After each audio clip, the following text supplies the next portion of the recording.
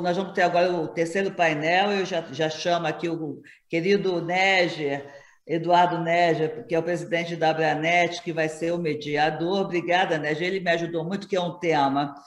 Na verdade, o tema é abrindo os novos horizontes com a nuvem e o fatiamento da rede. Não sei por quem foi que inventou esse tema, que fui eu mesma, e fiquei com muita dificuldade para poder ajudar a pensar que é uma área que eu conheço pouco, mas o Négia me ajudou muito, muito obrigado, Négia, na verdade. Então, o Marcelo, que é o da Huawei Cloud, vai falar muito sobre cloud e os outros dois representantes das operadoras, o Cristiano e o Paulo, devem falar mais sobre o fatiamento da rede e dar uma passão aí no cloud, né? Mas eu vou apresentar vocês antes de sair.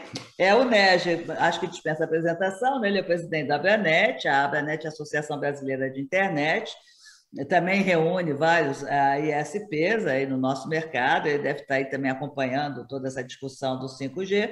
Ele é formado pela Engenharia Elétrica pela Unicamp, Direito na PUC, e é conselheiro do Unicamp Ventures, e ele é cofundador de 4 empresas na área de tecnologia e inovação, inclusive é um dos nossos premiados aí do nosso Anuário Telesíntese nas edições passadas, estamos aí com a nova edição, né? O Cristiano Moreira, ele é gerente de produto da Embratel. Bem-vindo, Cristiano. Ele é formado em engenharia eletrônica e de telecomunicações pela PUC de Minas Gerais, possui mestrado em inteligência artificial aplicada à automação e robótica pelo Centro Universitário da FEI, São Bernardo do Campo. Ele tem várias pesquisas em inteligência artificial, a incorporação de slices de rede, aí ele vai falar muito sobre isso, e a alocação de computação da edge computing, né, e na 5G. Tem mais de 20 anos de experiência na indústria de telecomunicações, nas áreas de engenharia, planejamento e marketing. Bem-vindo, Cristiano. E temos o Marcelo Moraes, que é o diretor de canais de cloud da Huawei. Bem-vindo, Marcelo. É o diretor de parcerias da cloud e com passagem pela Microsoft Oi Nextel. Tem uma larga experiência em gestão de canais e venda de solução de TI e é formado em administração de empresa com MBA pelo IBMEC.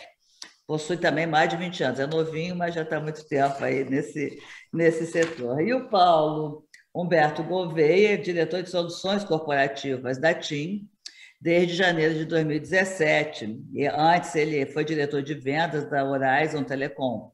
Ele se formou em engenharia de telecomunicações pelo Inatel e conta com pós-graduação também pelo IBMEC. Então, mais ou menos, as formações acabam se encontrando aí nesse nosso mundo, né? Muito obrigada para vocês, é um prazer enorme poder contar com a participação, com a parceria de vocês e, claro, com a grande mediação do Eduardo Neger, que eu já passo, então, para ele os trabalhos. Obrigada, Neger.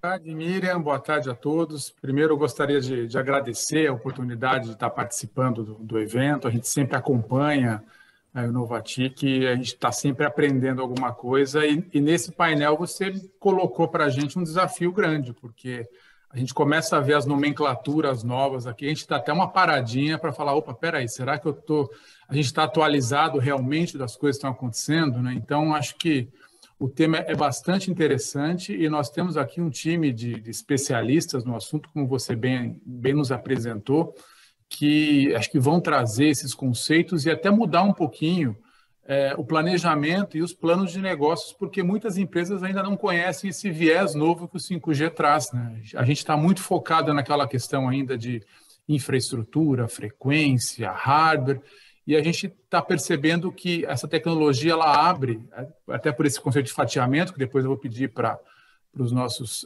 colegas explicarem melhor isso, mas esse conceito de fatiamento e de aplicações abre aí novos conceitos que vão muito além da infraestrutura e, já adiantando, vão muito além do conceito de internet que a gente tem. Nós estamos falando de redes de telecomunicações que não são apenas vinculadas à internet.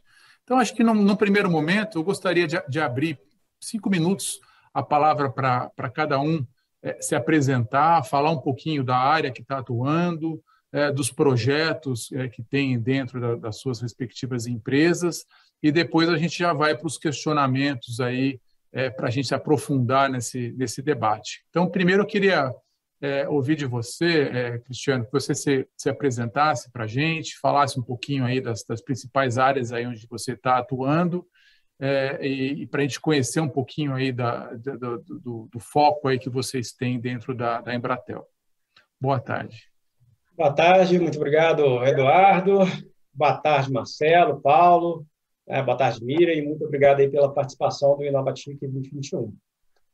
Bom, eu venho aí na área de telecomunicações, acho que desde que eu era criancinha, né, de 94 para cá, e a gente vê essa evolução aí, que a empresa ela deixa de ser um provedor de conectividade, que era o que a gente fazia antes, né, MPLS, ligando escritórios a matrizes, evoluímos para redes programáveis com SD-WAN, levando aí parte do nosso poder de conectividade para as clouds, para atender demandas aí, principalmente de analytics, big data, inteligência artificial para a parte de TI, né, o básico dos negócios, e estamos passando aí por um novo horizonte, né, um futuro de fatiamento de redes e a evolução da cloud, que é quando eu trago todo aquele poder computacional que a indústria demanda, né, que estava na nuvem e se diluiu em uma névoa.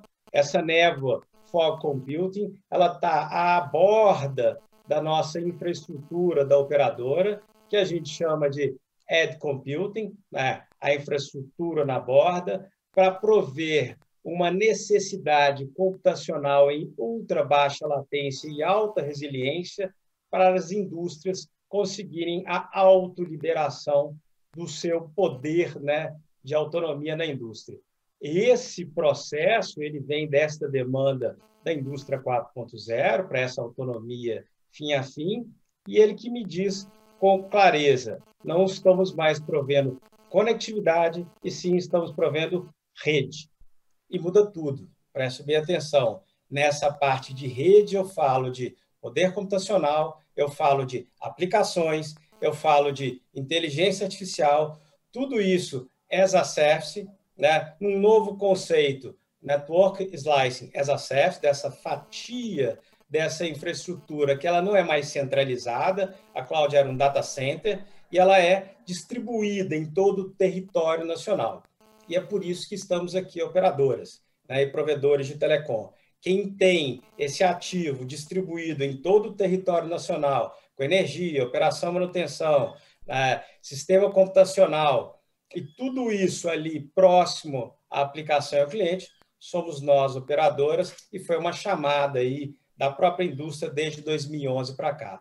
O meu trabalho atualmente na Embratel é transformar com a vinda da última parte do 5G, que é o 5G New Radio, a gente está falando da rede de acesso, mas a gente vem tratando desde a rede core, da rede de transporte, do Edge, que é um lançamento novo aí do grupo da Embratel, para agora fazer com tudo isso integrado a parte de Network Slice como sendo um produto, né, uma nova geração das telecomunicações.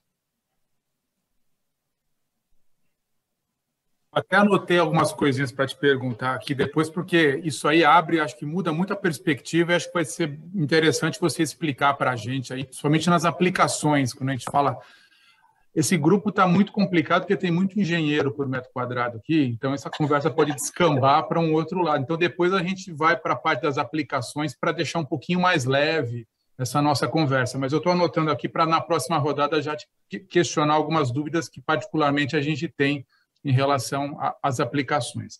Mas antes disso, eu queria também ouvir aí do Marcelo uma rápida apresentação de 5 minutos sobre a experiência dele e sobre aí também quais aí o desenvolvimento e como é que tem sido aí as aplicações dentro da empresa e as perspectivas aí desse mercado. Boa tarde, Marcelo. Boa tarde, Nery. Boa tarde, Cristiano. Boa tarde, Paulo, Miriam. Obrigado pelo convite aí do Inovatic. Parabéns pela iniciativa.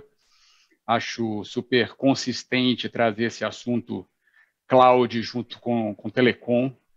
Talvez essa palavrinha cloud seja o termo talvez menos conhecido do time aqui. Eu acho que é o fator novo aí, talvez não tão novo, mas acho que seja o mais recente aí nessa discussão toda.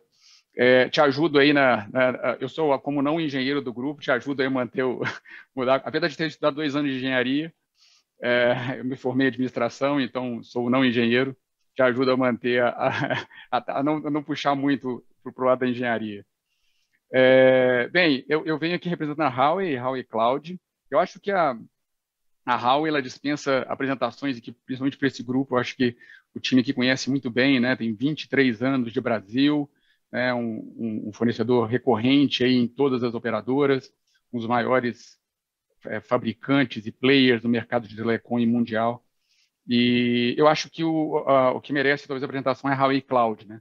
A Huawei Cloud, ela tem 2 anos de mercado. A Huawei iniciou esse processo de cloud há 2 anos, percebendo a importância, né, da cloud junto com essa discussão de telecom, né, o que o 5G vai trazer de possibilidades para esse novo mundo. E a cloud ela acaba sendo o habilitador, né, para habilitar esse mundo complexo que a gente vai trabalhar com a nuvem. Então, ela acaba sendo, muitas vezes, quem vai fazer a última, ou a primeira milha, não sei como eu chamo, mas o fato do processamento, né, na nuvem, usar todo o poder computacional para poder trazer as informações de negócio, como foi bem apresentado aí pelo time da Embratel na palestra. Então, a cloud é o que vai habilitar todo o processamento de nuvem, né? O exemplo que foi dado da agricultura, por exemplo, né? Quando uma máquina colheitadeira vai poder lá decidir qual morango colher ou não, a cloud talvez vai ser quem vai fazer essa habilitação. Imagina que você tem uma câmera, ela vai ser o olho, e na nuvem você vai poder fazer, baseado em um volume gigante de informações armazenadas, decidir se aquele é para ser colhido ou não. Então, a Huawei está aí há 2 anos, né, já é hoje o 4º maior player de cloud da América Latina, acelerando fortemente, e eu acho que a gente tem grandes oportunidades aqui para o segmento de telecom, de ISPs, no que diz respeito a isso. Então, eu vejo uma tendência enorme das empresas como um todo, né, seguirem esse caminho da nuvem, e eu acho que a gente vai poder discutir bastante esse tópico aqui. Obrigado. Obrigado. Bom, e na sequência, então, rapidamente, eu queria ouvir de você aí, Paulo, como é que vocês têm visto isso, quais são os planos aí que a TIM tem nesse segmento, como é que é a tua visão, se você pudesse, em 5 minutinhos, rapidamente, só se introduzir um pouquinho da tua experiência e como é que vocês estão vendo aí esses pontos. Boa tarde. Boa tarde, Eduardo, Marcelo, Cristiano, todo mundo que está nos ouvindo. A Miriam falou um pouquinho, acho que dos que estão aqui, eu sou engenheiro, eu já estou sendo mais velho, porque eu comecei em 1987, final de 87, em engenharia, e já estou há 35 anos no mercado, por isso que ficou bem resumido o currículo, porque senão ele ia tomar o painel inteiro aqui para falar de telecomunicações. Trabalhei na indústria e depois trabalhei na área de serviços. Na área de serviços eu estou há 20 anos. Um pouquinho do que a gente vai estar conversando hoje, falar um pouquinho do cenário, né? O cenário ele vem muito ligado à transformação digital, que a pandemia nos ajudou muito com relação a isso. Digitalização de processos, todas as empresas buscando também isso. A vinda da internet das coisas e a indústria 4.0. A gente pegou um pouquinho lá do painel anterior e viu bastante sobre o Alexandre falando sobre a indústria 4.0. Nada mais do que todo mundo buscando aumento de eficiência, produtividade, com segurança, flexibilidade e agora com as práticas de ESG, de sustentabilidade, de formas de fazer, de produzir mais de forma mais eficiente. Do lado de desafios, né, quando a gente olha para o país é um país de desafios continentais. Isso também o Cristiano citou muito bem sobre isso. O Brasil não tem, né, quando comparável, o estado de São Paulo é França. Cada estado do país é comparável a um país inteiro, quase que toda a Europa. Do ponto de vista de indústria, quando a gente fala da indústria 4.0, ecossistemas, a gente tem diferentes verticais, e a Miriam citou muito bem também, fazendo a questão do indústria 4.0, e a gente tem diferentes setores da indústria com diferentes ecossistemas.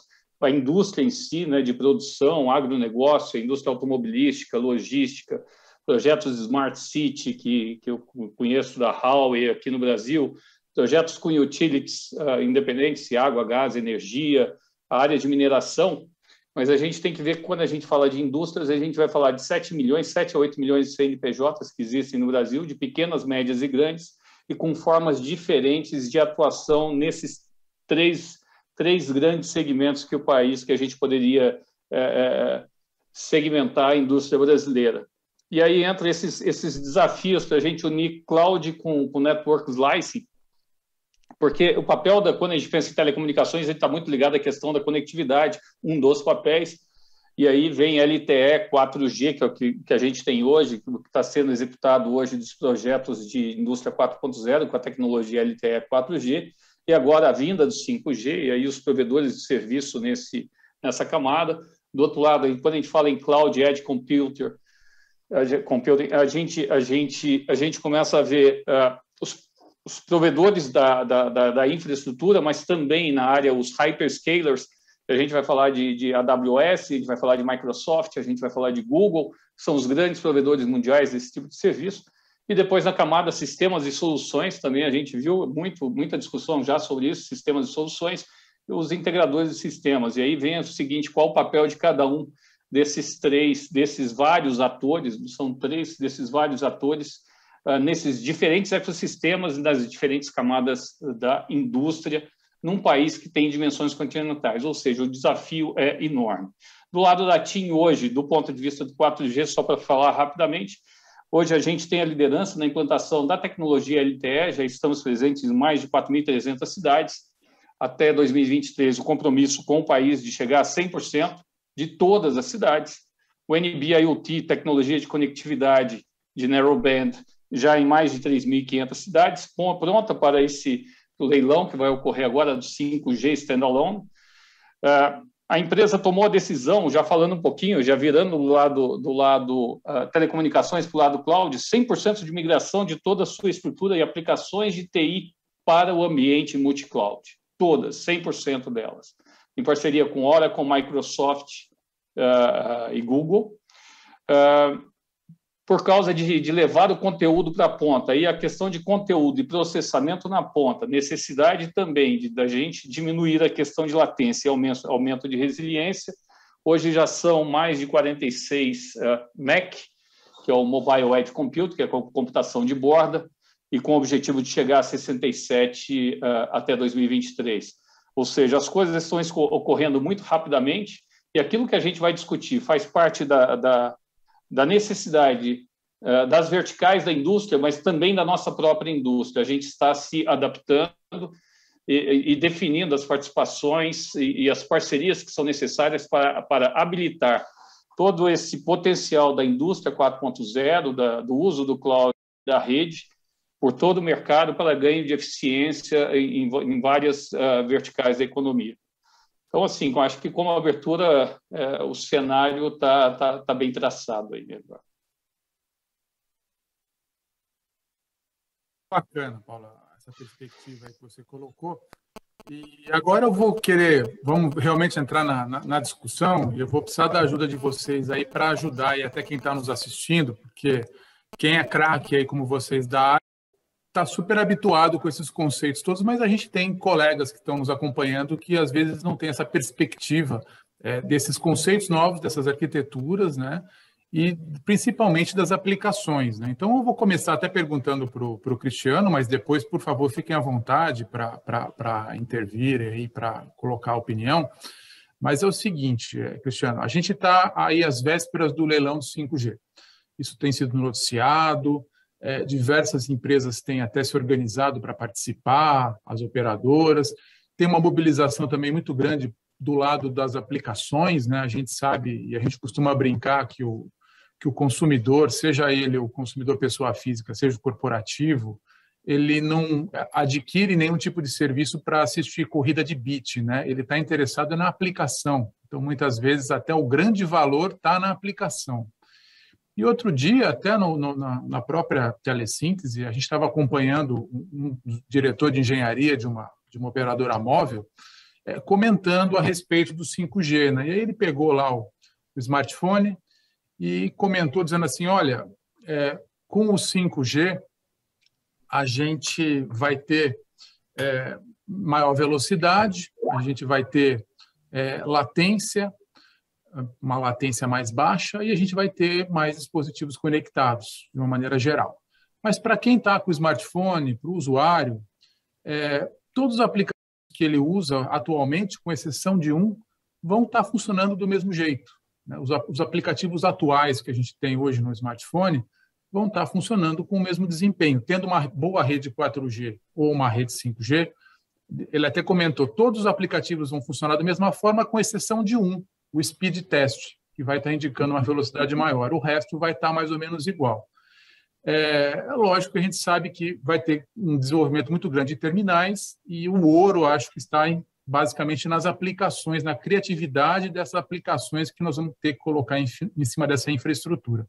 Mas um conceito que passou um pouquinho, acho que o público em geral não percebe isso, mas o segmento corporativo está muito focado em cima desse tipo de aplicação, é o conceito do Network Slicing, o conceito de fatiamento de redes, e o que isso possibilita a gente ter de diferente no mercado. Você citou aí bastante essas questões e esses conceitos. Eu queria que você desse para a gente aí uma perspectiva, uma visão do que é possível fazer com esse fatiamento, o que a gente consegue introduzir. Ela não é simplesmente uma rede de telecomunicações uniforme, como a gente conhece no LTE, né? O 5G ele introduz essa possibilidade de você fatiar e desenvolver outras redes, inclusive redes privadas que não são necessariamente a internet, né, para você ter uma aplicação específica, né? Então, gostaria de te ouvir um pouquinho aí a respeito dessas possibilidades, e depois também, quem quiser, por favor, fiquem à vontade para estar contribuindo com essa discussão. Vamos lá, vamos tentar ser o menos engenheiro possível, né? Primeiro, é muito bem colocado aí quando você fala das aplicações e das tecnologias vinculadas à mobilidade, né? A primeira geração, ela trouxe mobilidade de voz, propriamente dita. A segunda geração, ela trouxe o conceito de roaming, GSM, o SIM card, você poder permear entre diversas redes. Ali entrou o SMS também. A terceira geração, ela trouxe internet móvel. A banda larga efetiva é da terceira geração. A quarta geração, ela entrou com o que a gente chama de convergência das redes, transformou tudo em IP e a era dos aplicativos, que vem aquele monte de aplicativo. E antes de falar da quinta, aquelas intermediárias, 1,5, 2,5, 3,5, 4,5, ela traz mais capacidade, mais velocidade, mais quantidade de conexões. Basicamente, né, a alto nível, é isso. A quinta geração, a aplicação que ela traz é Network Slicing. A verdadeira, o grande diferencial da quinta geração é o Network Slicing.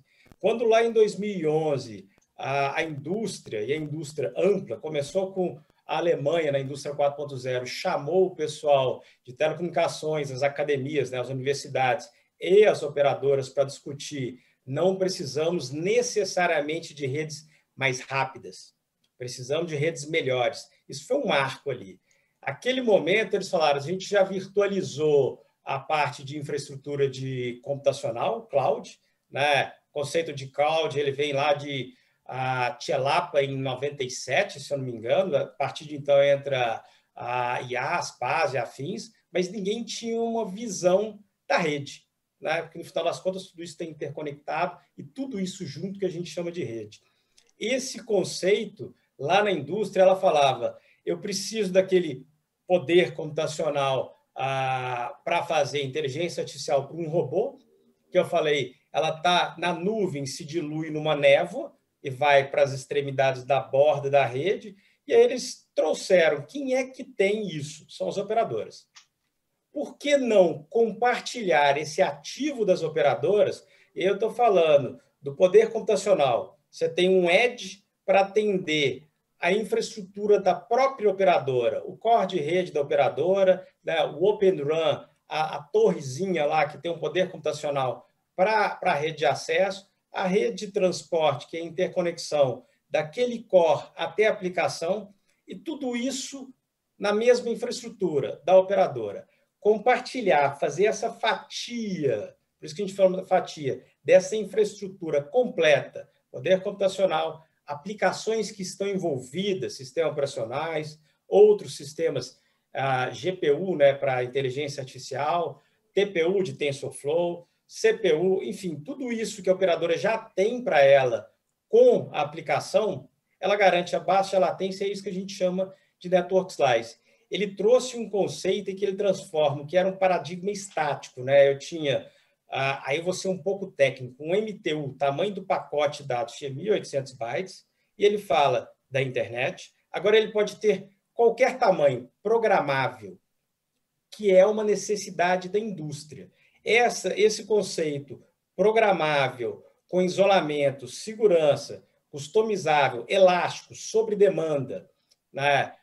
Autônomo, totalmente criado de forma autônoma e orquestrada, esses são os pilares do Network Slice. É a cloud das redes. Eu transformei o que antes existia só na cloud de computadores para a própria infraestrutura da rede da operadora como cloud, de forma que eu coloco a aplicação do Cristiano no mesmo servidor que está o core de rede da operadora. Aquilo ali me garante latência zero.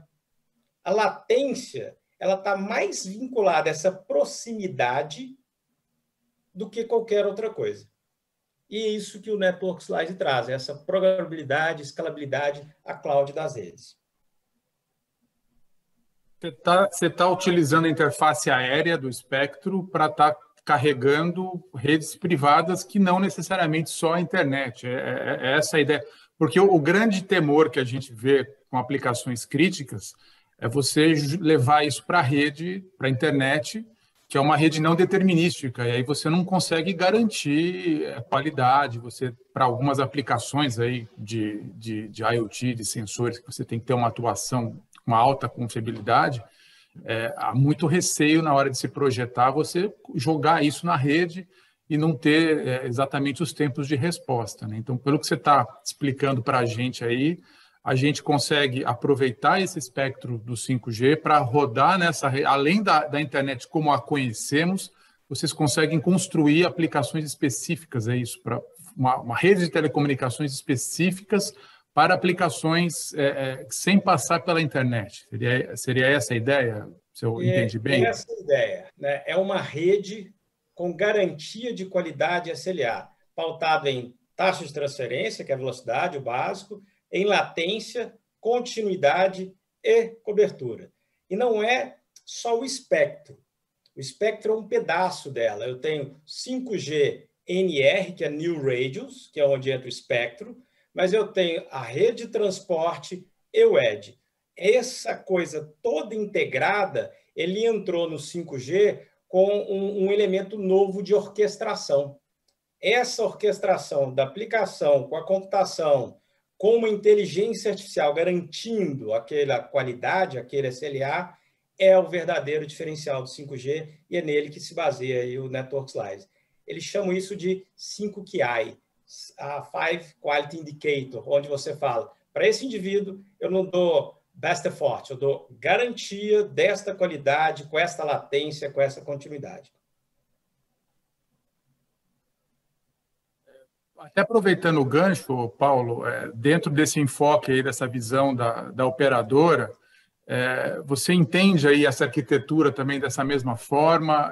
Você até baseada na tua experiência, o que você consegue entender que efetivamente a gente tem de disruptivo com essa arquitetura em relação ao que historicamente a gente sempre teve, né, nesse tipo de construção, né? Quer dizer, eu levantei até o dedo para falar porque você introduziu um item novo. Quando você falou network slicing ou compartilhamento de rede, ele é uma coisa, aí você colocou a palavra privado, mas a primeira coisa que você fala da experiência, talvez eu um pouquinho, né, com essa experiência que você citou, se a gente voltar lá em 99, 2000, 2001, quando a gente tem o estouro da bolha, né, em 2001, o que a gente viu fora e viu muito aqui foi exatamente uma competição na infraestrutura, onde você obrigatoriamente investia em infraestrutura para competir no mercado. E o primeiro grande benefício que a gente vê com relação quando a gente fala em compartilhamento, em network slicing, é que essas parcerias elas vão ocorrer entre as próprias operadoras. Não vai se implantar 5G assim, nem a Claro, nem a TIM, nem a Vivo vai fazer isso sozinha, elas vão trabalhar com compartilhamento, porque a gente está falando em frequências de 3.5, 26 GHz, altas frequências, e onde o número de radiobases vai ser maior, você tem para cobrir a mesma área que você cobre, por exemplo, com 700 MHz. Então, hoje você já tem funções de virtualização de rede, né, definidas por NFV, SDN, que é Software Defined Network, que já permitem essa parte de compartilhamento, run sharing, compartilhamento de redes. E aí não é da tecnologia 5, ela já existe, até em outras tecnologias, mas eu vejo fortemente agora com o 5G as operadoras olhando exatamente a competição no serviço e não na infraestrutura. Então, vai haver muito de compartilhamento.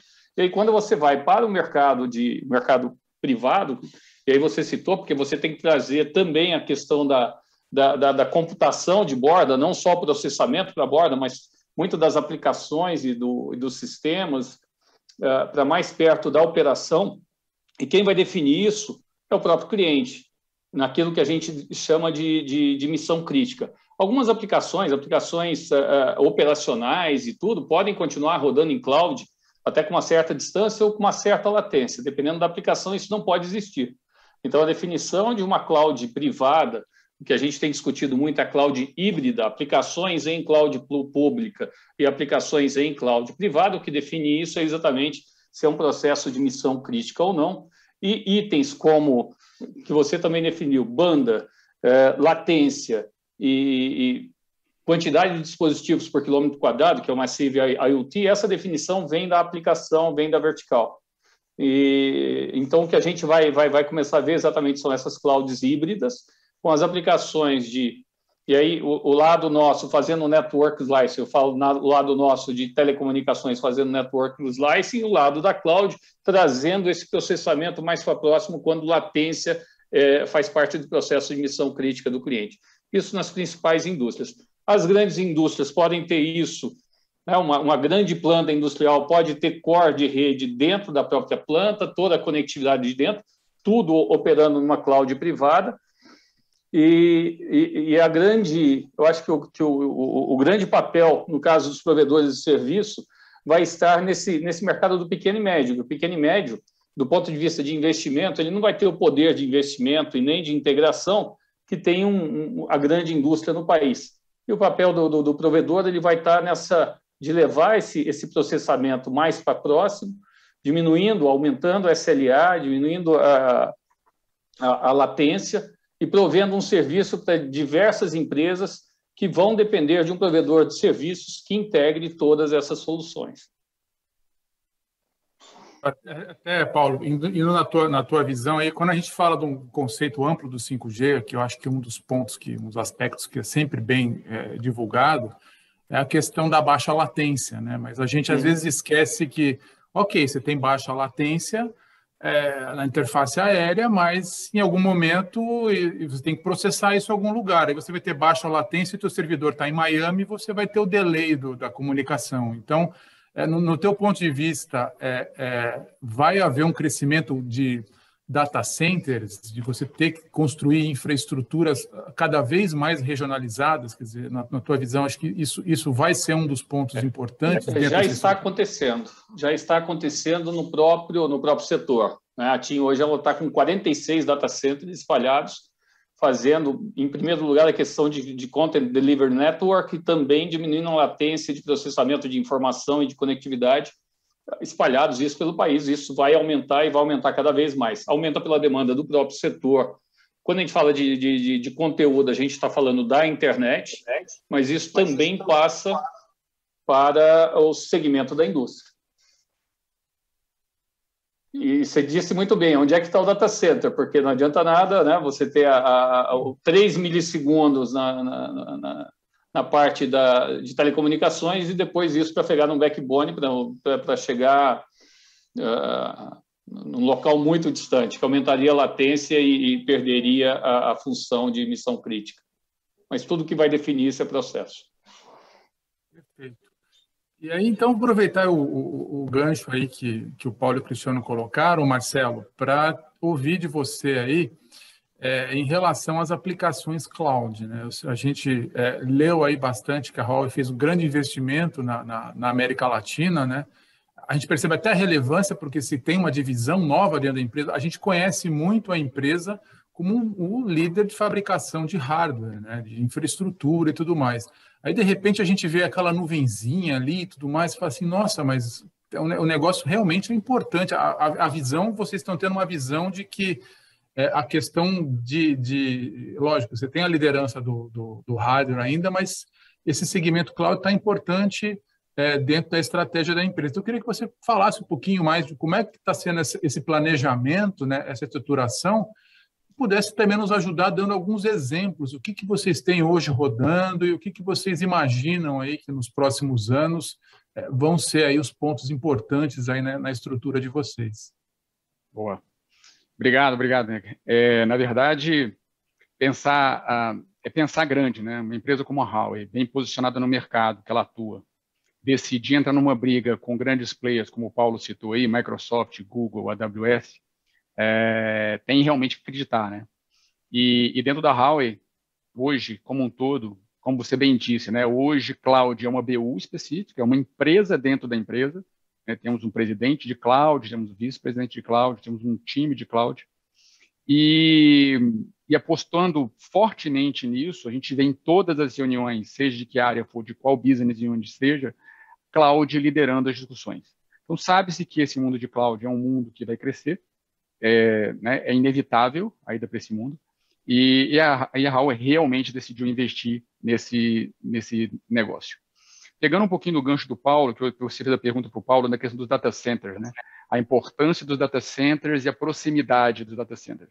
Quando eu falo de empresas que o negócio core, né, o core business, é nuvem, né, tem a ver com nuvem, como as operadoras de telecom ou como as empresas que provêm serviços de nuvem, realmente a quantidade de data centers vai aumentar, né? A Huawei mesmo, hoje, Huawei Cloud, na América Latina, é a empresa que mais tem data centers na América Latina. São 5 data centers no total, 2 zonas de disponibilidade no Brasil. Então, a gente quer realmente estar próximo para realmente reduzir essa latência e melhorar a experiência do nosso cliente com diz respeito à nuvem. Quando eu vou para o mundo dos outros segmentos, a tendência é de redução de quantidade de data centers, né? As empresas vão deixar de ter seus próprios... Essa é a grande discussão quando eu falo com empresas, com provedores de tecnologia, né, de servidores, storage. O grande desafio é como brigar com a nuvem, porque a demanda por esse tipo de ativo está reduzindo, né?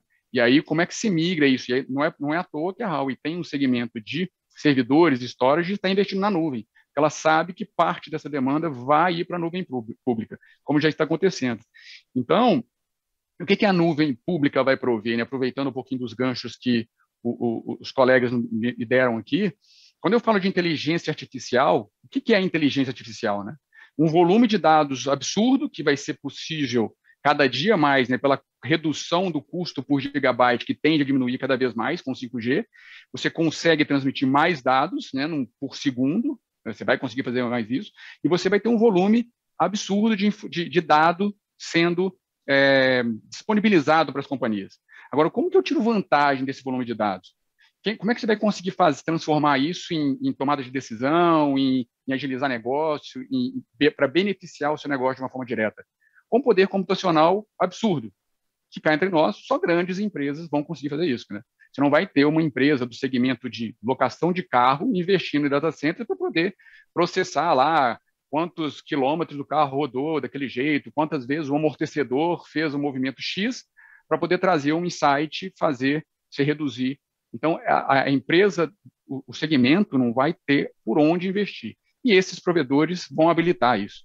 Então, com capacidade computacional muito acima da capacidade de qualquer empresa de outro segmento, a gente vai conseguir processar essa informação e criar inteligência artificial que nada mais é do que entender todos esses dados e, com base em conhecimento, né, adquirido, machine learning ali, a partir de comportamentos antigos, você faz o cruzamento das informações e você começa a sugerir, né, não tomar decisões, mas sugerir tomada de decisão para o usuário na ponta. Lembrando que a inteligência artificial exige o conceito que ela nunca vai tomar decisão né?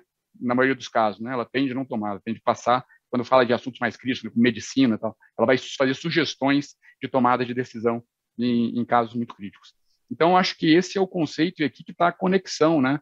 De tudo que se falou a respeito das redes, das conexões e a nuvem. Então, são dois assuntos totalmente ligados, interdependentes, e é onde a gente vai conseguir prover os serviços, né, para o usuário na ponta. E só para concluir, eu trabalho com canais, né, e quando eu vou falar com canais, existe um ciclo de amadurecimento do canal. Eu estou falando dos ISPs aqui, e os ISPs estão nesse mundo de canais, porque eles são os provedores, os habilitadores de serviço para o cliente na última milha, e aí, tanto para o canal quanto para o cliente, existe esse ciclo. Você começa com... Né, lá, as empresas tinham ou têm ainda suas nuvens privadas, elas tendem a começar a migrar os seus serviços para a nuvem e querer serviços gerenciados, né, para começar a processar isso de uma forma mais eficiente, para no futuro você ter a inteligência artificial.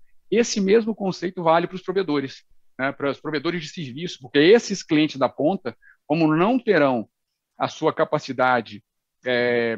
não vão ter interesse, na verdade, em investir no processamento de tecnologia, eles vão focar o seu negócio no core business deles, eles tendem a precisar de alguém que gerencie esse ambiente e faça o provimento do serviço para que eles realmente tirem proveito da nuvem.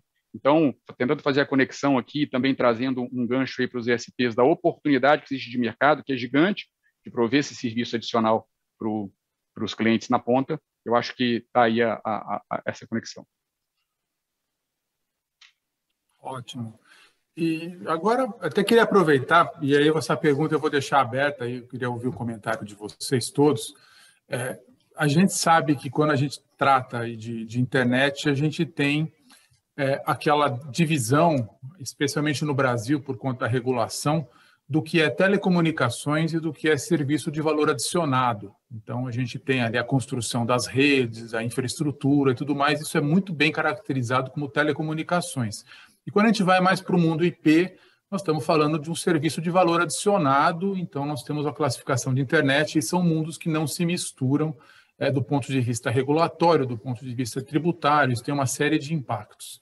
Isso foi, inclusive, definição do início da rede no Brasil, a famosa norma 4 do Ministério das Comunicações.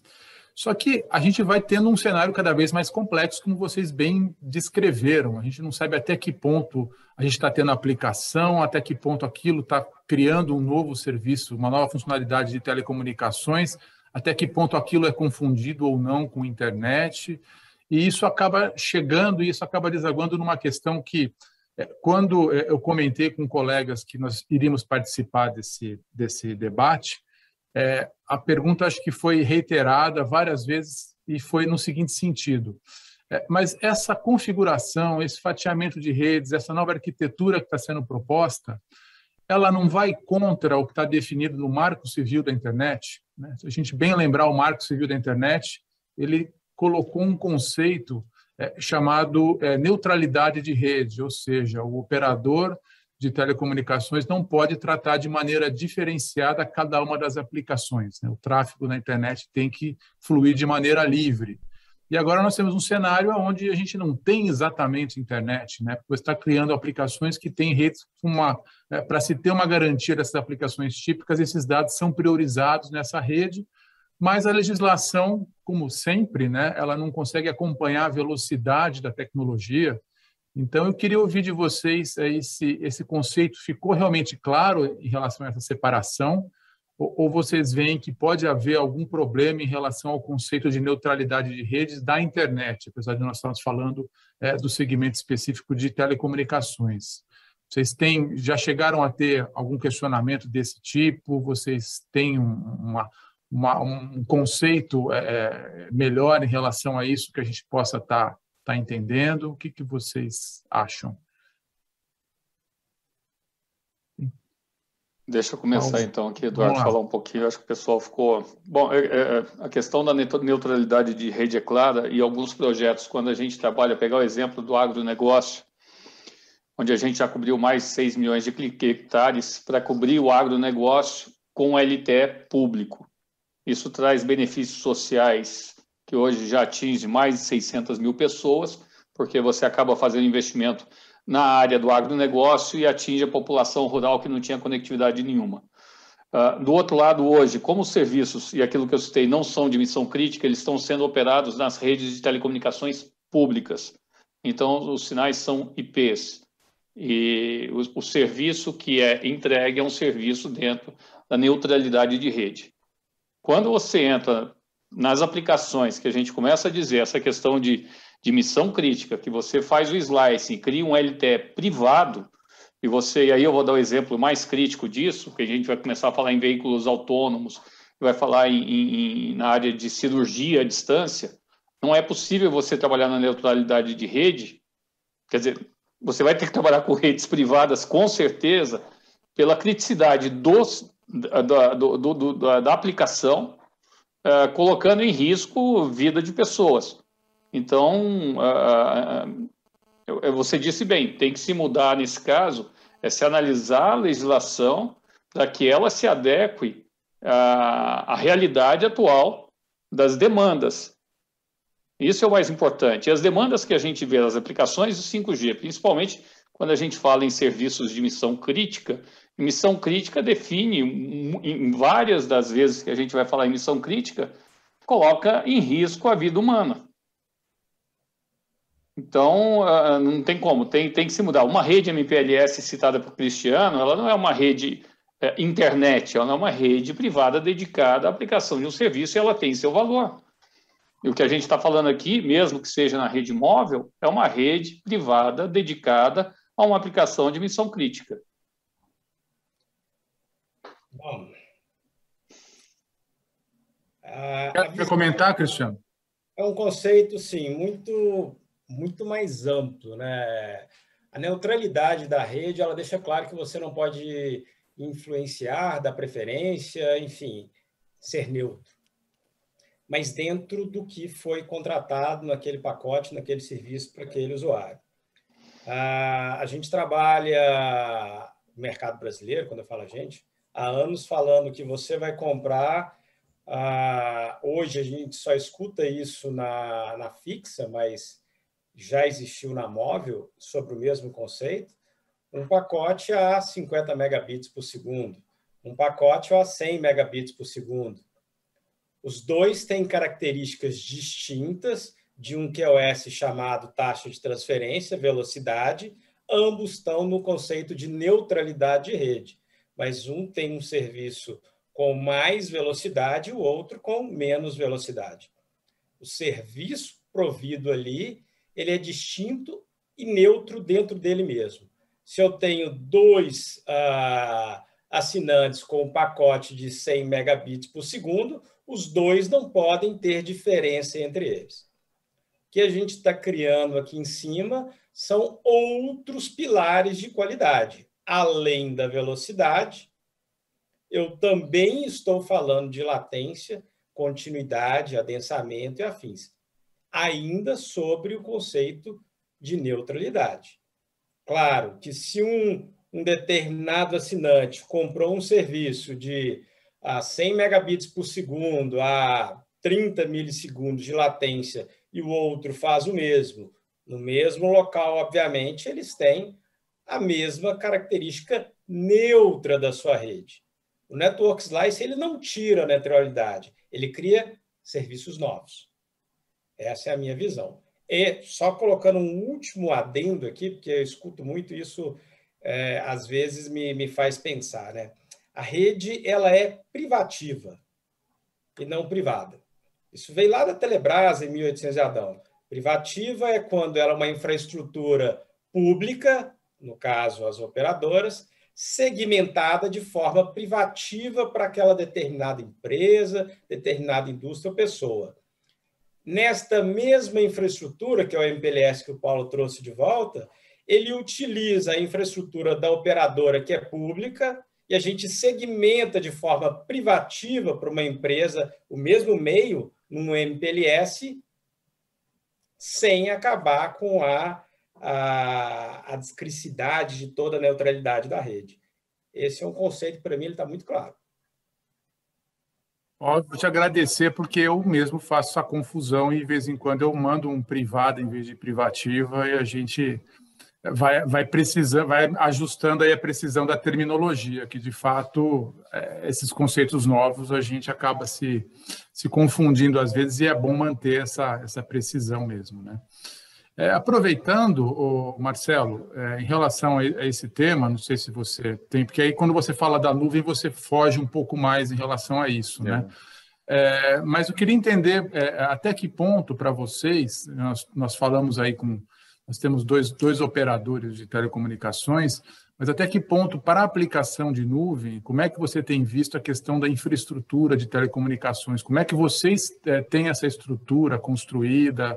Acho que é interessante a gente saber, e para quem não está muito habituado também com os detalhes do segmento, como é que são os bastidores quando você tem uma estrutura cloud em relação à redundância da conectividade de telecomunicações, das questões de segurança envolvidas? Hoje, uma preocupação grande é a questão da segurança cibernética, mas a gente sabe também que tem a questão da segurança física da própria infraestrutura, né? Então, queria ouvir um pouquinho de você, como é que vocês constroem isso aí, porque a gente ouvir falar de nuvem é uma coisa muito abstrata, mas tem até uma camiseta que o pessoal costuma distribuir muito, que é que não existe nuvem, é apenas o computador de outra pessoa, né? Então, como é que é essa estrutura de vocês para a gente ter essa tranquilidade de estar na nuvem, estou tranquilo?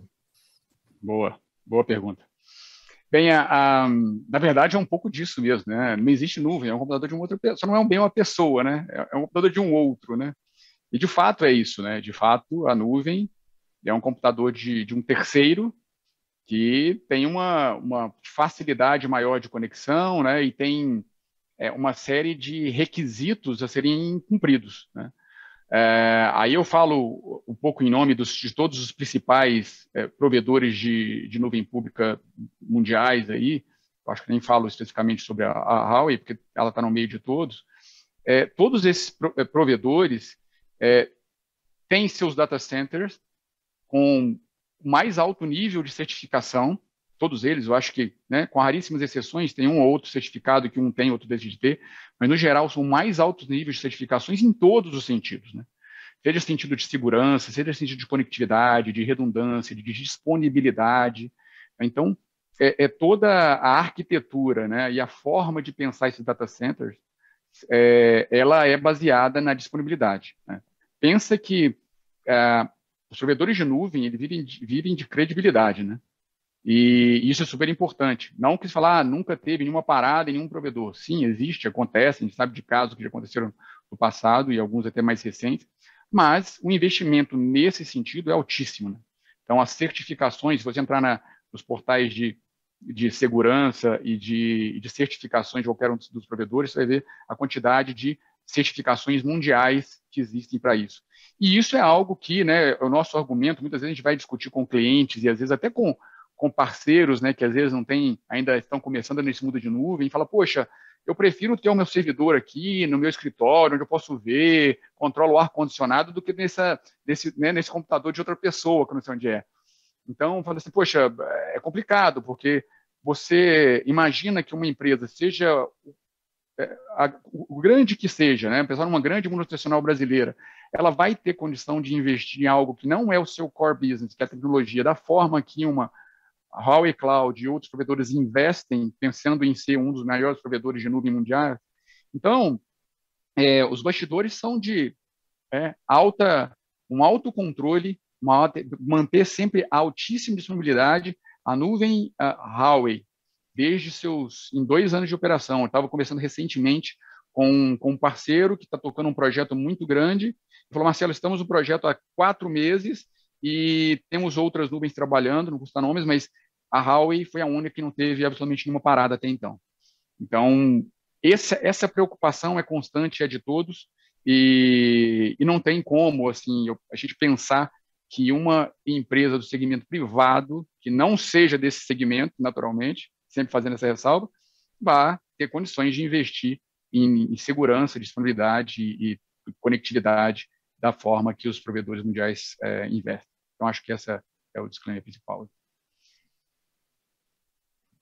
E a gente Já alongou bastante essa conversa, mas eu tenho uma curiosidade que eu queria matar com vocês, que é a seguinte: toda essa infraestrutura que vocês colocaram, todas essas ferramentas que a gente tem disponíveis, a gente tecnicamente consegue ter uma oferta de serviços fantásticos com a expectativa do 5G, mas já existe muita coisa já operando hoje.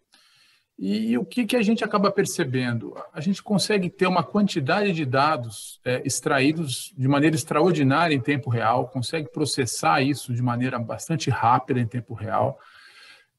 A dúvida que eu tenho é a seguinte: que vocês têm mais proximidade com as aplicações e que o pessoal anda fazendo com isso.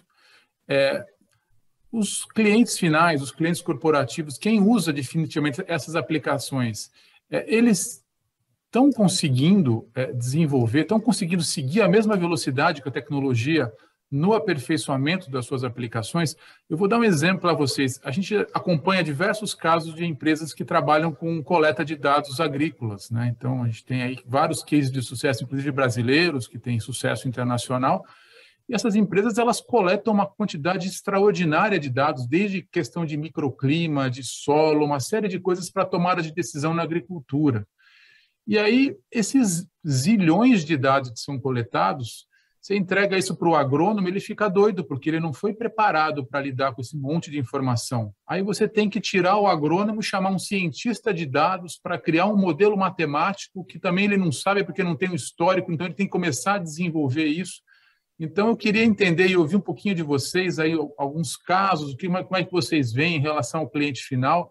O que essa turma tem feito para conseguir lidar com essa fartura de dados de processamento, assim, até chegar na aplicação prontinha? A gente vê a aplicação prontinha, mas o caminho me parece que é complicado para quem é pioneiro nisso, né? Não sei se alguém poderia contar um caso aí, compartilhar com a gente como é que tem sido esse sentimento nesse aspecto. Querem que eu comece? Por favor. Como está mais... Bem, primeiro que muito bem colocado na sua visão aí, mas o que a gente vê é que é uma jornada, né? Esse mundo da nuvem é uma jornada. E realmente você está coberto de razão, né? Eu acho que, como a maioria das tecnologias, elas começam normalmente num preço, né, alto, com aqueles early adopters, né, que a gente chama de early adopters, que usam a tecnologia primeiro que os outros, onde aquele investimento faz sentido para o negócio dele, começando isso. E com certeza a gente tem hoje... Eu vou dar um exemplo mais simples. Na família eu tenho uma empresa, tem um empreendedor que tem lojas, segmento de lojas, há muitos anos, 50 anos de segmento. Há 20 anos ele tem um sistema que ele no setor automotivo. Todo carro que vai lá, ele acumula os dados. Ele tem uma joia dentro da empresa dele, né? Essas informações de carros com o nome do usuário, com o nome da pessoa que vai lá e visita, tem um valor absurdo. E nunca usou para isso, nunca usou esses dados para fazer negócio. Eu acho que isso acontece com muitas empresas. Aquelas que são os early adopters já começam a investir, como você bem disse, em cientistas de dados, e começar a criar modelos que permitam transformar essas informações esses dados em informação, e ele possa tomar algum tipo de decisão em cima disso. E no decorrer do tempo, né, essa tecnologia vai barateando, vai ficando mais simplificada, você vai criando modelos mais repetitivos, onde você consegue criar alguns tipos de ofertas ou combos que você consegue entregar de um custo mais baixo, e isso vai se popularizar.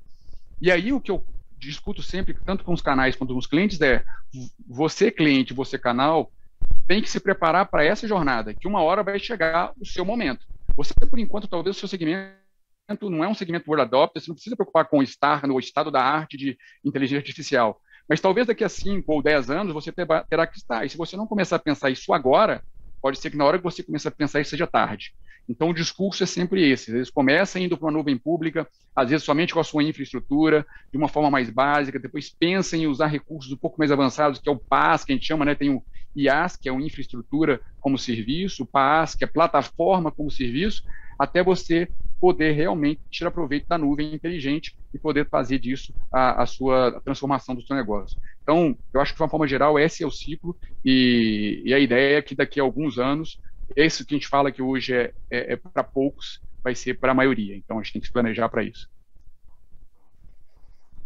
Deixa eu comentar um pouquinho o caso do Marcelo aqui em casos reais, voltar no assunto agronegócio, numa conversa que eu tive com o diretor de operações, e quem começou foi os early adopters, citado pelo Marcelo, são as grandes empresas do setor agrícola, né, grandes grupos agrícolas. E conversando com eles, esses grandes grupos estão criando seus centros de operações agrícolas no mercado que é commodity, que o preço é definido no mercado mundial e as margens são muito baixas. Então, conversando com ele, ele falou exatamente isso. Ele falou, Paulo, a gente trabalha com margens tão baixas que eu tenho que melhorar a eficiência do processo a cada dia. Produzir mais, gastando menos. E tem um grande desafio, quando a gente fala, e também foi falar dessa questão da jornada, a gente vê esse processo de transformação, e é um processo de transformação, isso vem levando anos. A gente está discutindo a IoT, Internet das Coisas, desde 2009. Se a gente for pegar lá em 2009, as previsões falavam em dezenas de bilhões de dispositivos conectados em 2020, nós já estamos em 2021. Não sei se nós já estamos em dezenas de bilhões, mas a gente está trilhando um caminho e cada vez mais isso vem acontecendo. Mas o comentário foi o seguinte, como é que eu faço com o pequeno? Porque o pequeno opera o mesmo mercado, o custo do commodity é definido lá fora.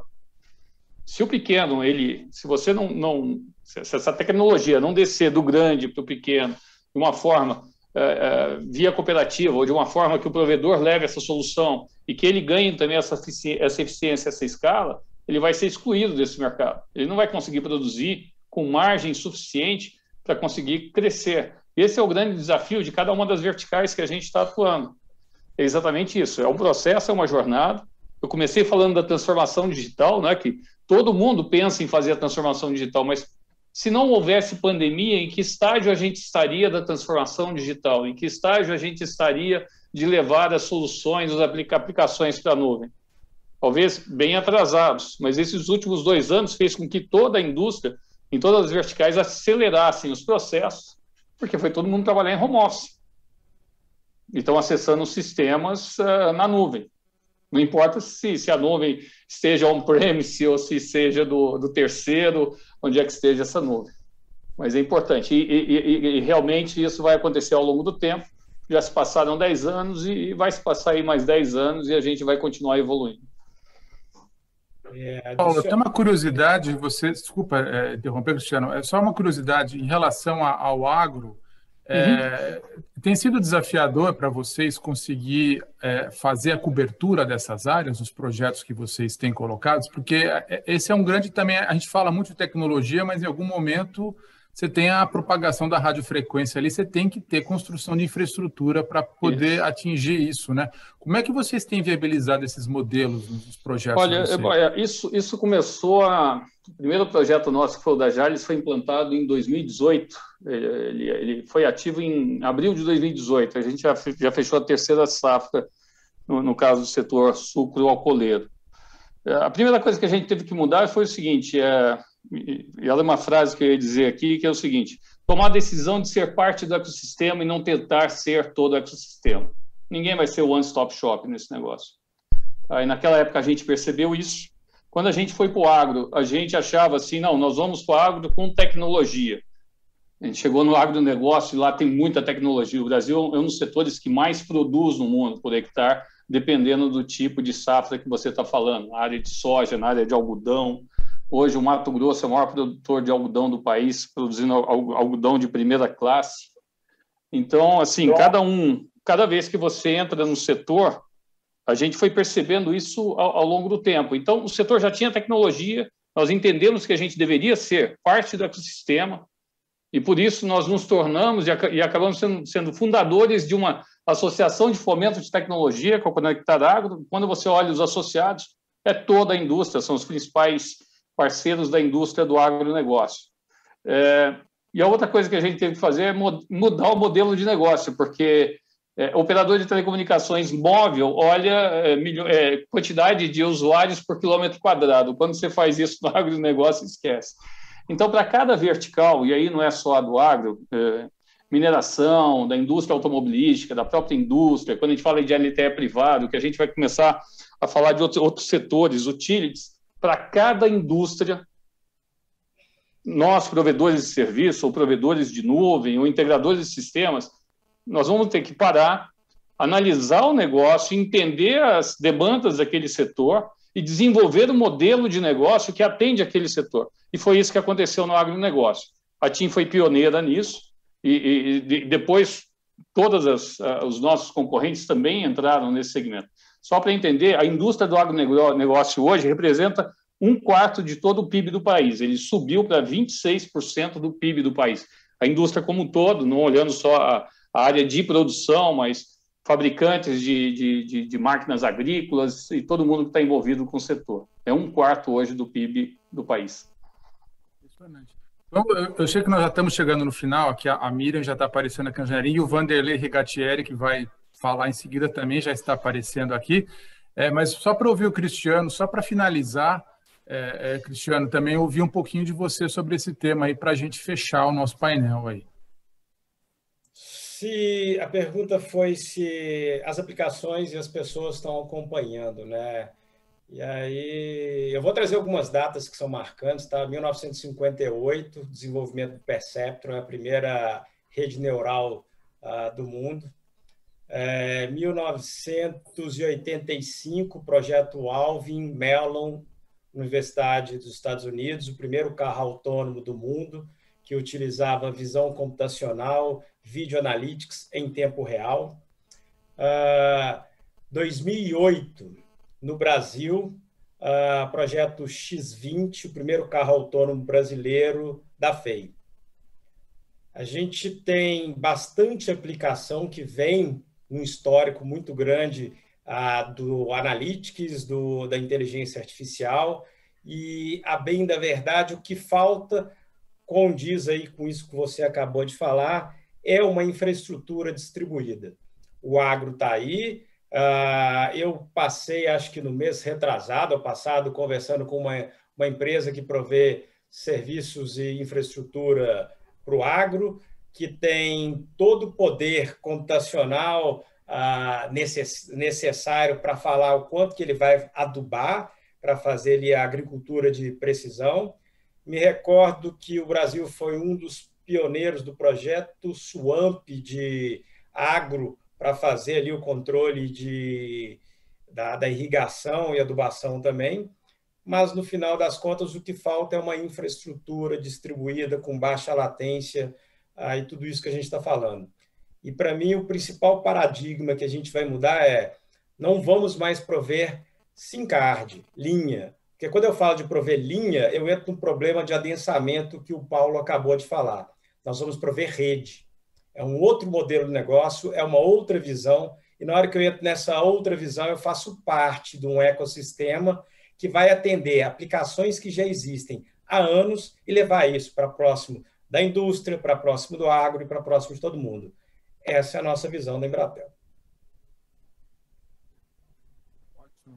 Bom, eu tenho que agradecer a verdadeira aula que vocês deram, acho que deu para a gente se atualizar, entender um pouquinho as perspectivas de cada empresa e, principalmente, eu acho que os conceitos que vocês colocaram, que são conceitos muito novos, né, para quem está acostumado com aquele modelamento tradicional de telecomunicações. Eu acho que esses novos conceitos abrem, especialmente para quem vai estar construindo essas aplicações para o futuro, isso abre perspectivas ótimas aí. Então, certamente teremos grandes surpresas aí nas aplicações para os próximos anos, né? Então, eu queria agradecer, Cristiano, Paulo, Marcelo, agradecer muito aí a presença de vocês, aí a contribuição que vocês deram para esse nosso debate. A Miriam, que estava receosa no começo lá, que o assunto era muito técnico, eu acho que para ela também já ficou bem claro aí as expectativas que a gente tem, né? E dando um spoiler agora, nós vamos seguir com o evento aí com o nosso mestre aí, Vanderlei, aí nos próximos minutos aí, que vai estar fazendo uma apresentação aí para a gente também. Então, queria agradecer mais uma vez a todos e agradecer também a oportunidade da gente estar participando desse evento. Obrigado e até a próxima. Obrigada, Nérgio.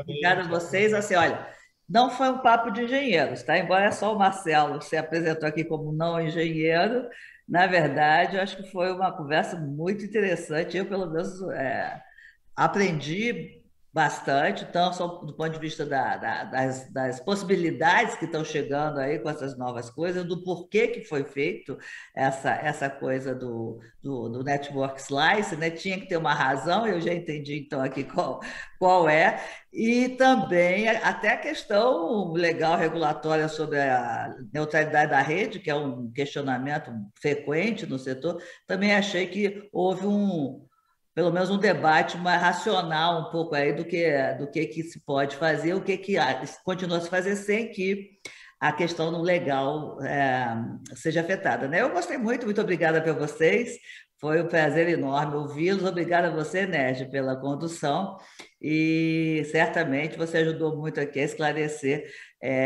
juntamente com os participantes, o Paulo, o Cristiano e o Marcelo, esses temas aí que já não são tão mais complexos como eu achei que fosse no início.